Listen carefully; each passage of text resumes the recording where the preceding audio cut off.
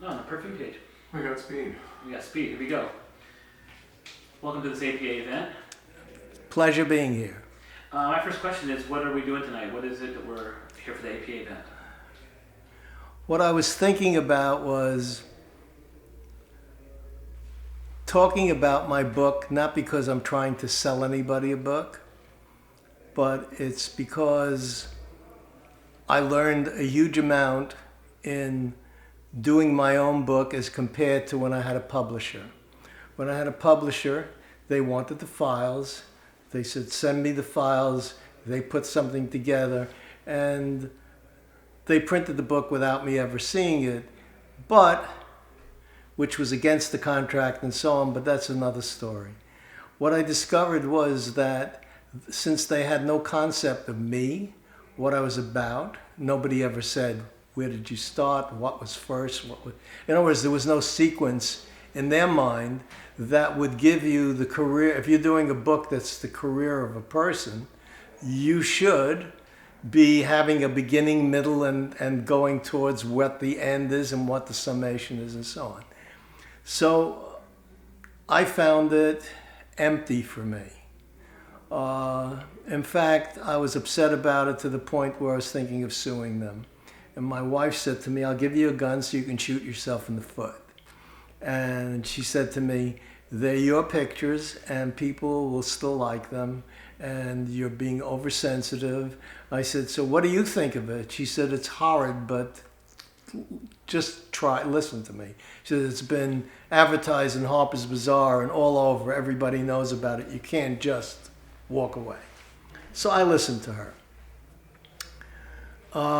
The book did extremely well. The printing was pretty gross. When I say gross, it was acceptable on a certain level, but from a photographer's point of view, if it's like when we see something printed in a magazine, people usually roll and say, I can't, what did they do? Sleep on the plate or, things like that.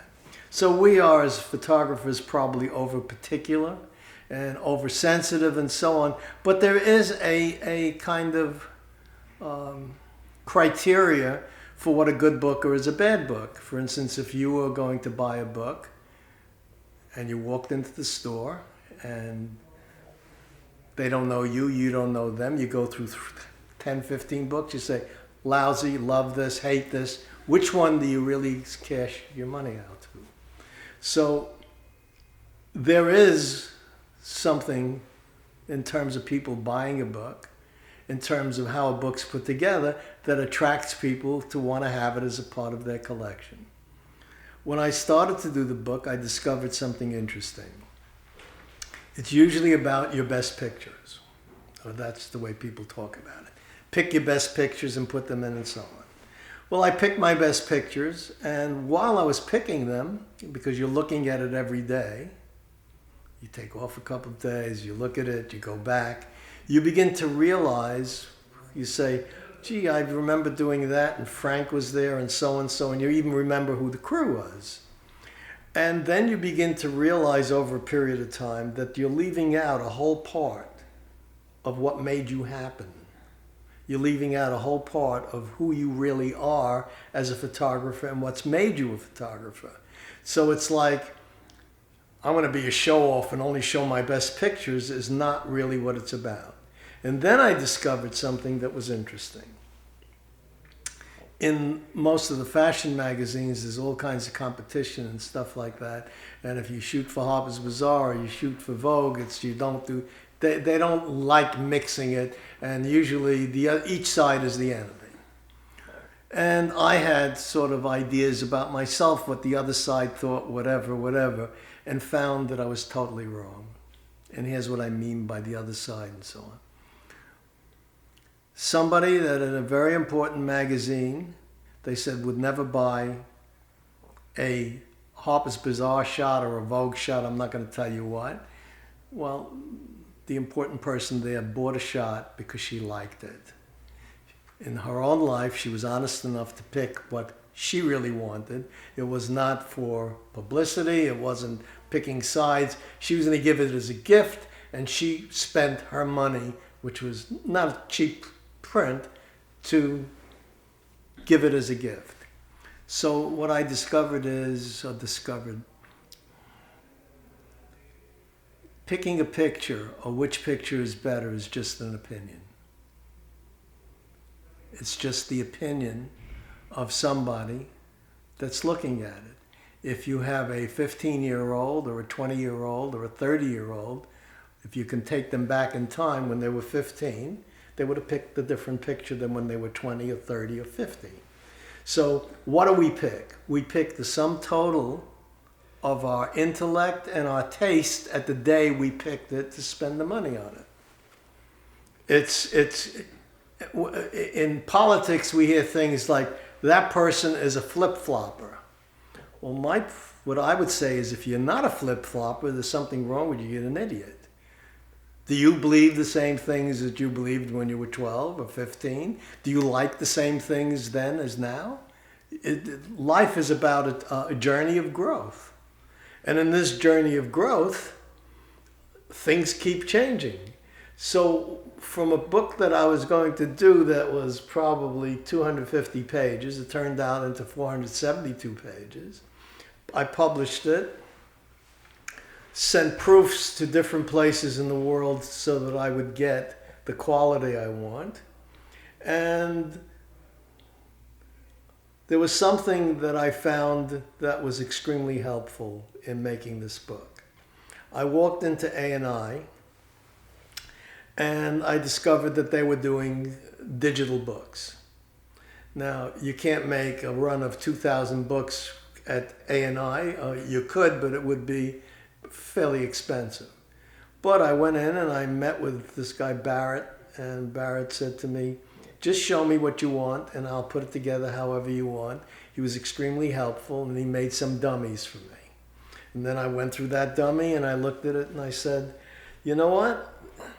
I sat on it a couple of weeks. It's missing this, it's missing this, it's missing this. I went back and he said to me, okay, just change it, I'll do another one for you.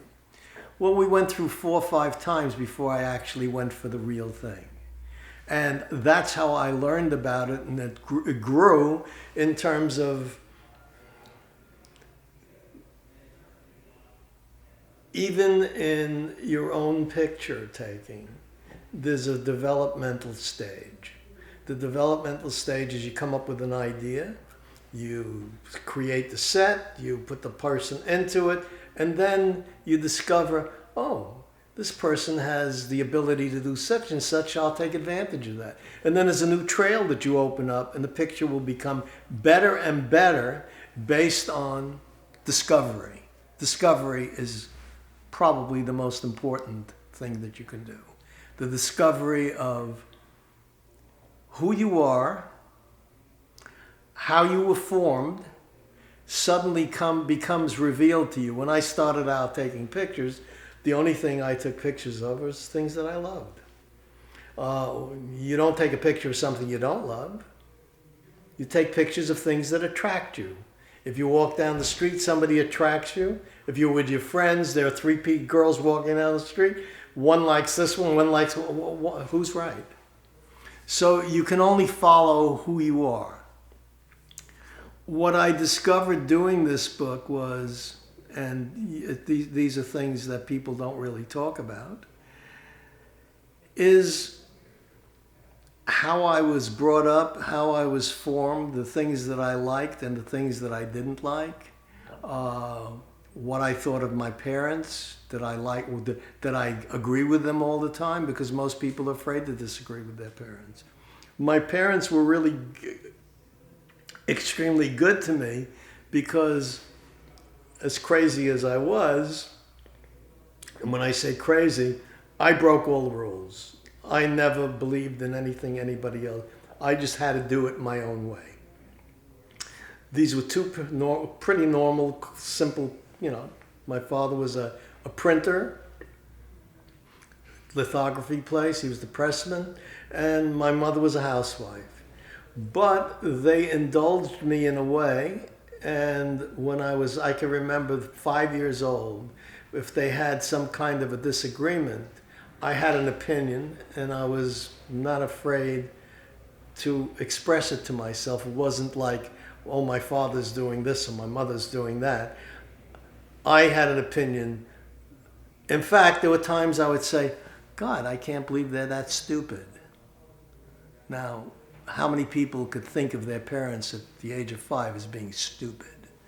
Now, I'm not doing this or saying this to be arrogant, but if I reveal it to you, if I reveal it to an audience, the audience would begin to understand what makes this person tick. The problem with most people that want to be photographers today is that they worship the tools rather than the idea. Without an idea, you have nothing. For instance, when I bought my first camera, I wanted it to be the sharpest, clearest picture. And when I did all the research, I was probably, when I got my first camera, which was an 8x10 deer duff, I was probably 15, 16 years old. And I started to take pictures, and here was the part that I was good at. Even if you take a picture and it comes out, most photographers think, wow, this is great, look at my picture. I looked at it and I was so disappointed. I said, I can't believe I'm that bad. Because I had pictures that I had seen by other people that I thought were fantastic, and I realized I'm nothing. I better get my act together. Because I would look at a picture and I could like copy that light. But copying the light of nothing is nothing. Let me jump in real quick here, because we gotta, it's gonna start soon. I need you to talk about tonight. I'm gonna use all this. Tonight, what are you gonna talk about tonight? Pretty much this. Okay.